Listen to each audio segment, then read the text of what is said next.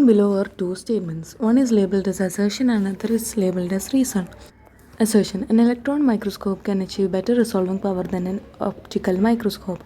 Reason: the de Broglie's wavelength of the electrons emitted from an electron gun is much less than wavelength of visible light. In the light of above statements, choose the correct answer from the options given below. 1. A is true but R is false. 2. Both A and R are true and R is the correct explanation of A.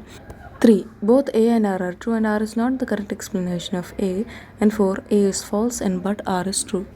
So now let us check. Electron microscope can achieve better resolving power than optical microscope. Resolving power relation with wavelength is 1 by lambda.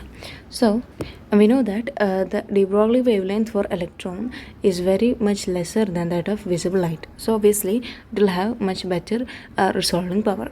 So now let us read the reason. The de Broglie's wavelength of the electrons emitted from an electron gun is much less than the wavelength of visible light. That's what just now we said, that wavelength of electrons is very much lesser than wavelength of visible light. So that's why the resolving power of electron microscope will be greater than resolving power of optical microscope. So our answer is both A and R are true and R is the correct explanation of A.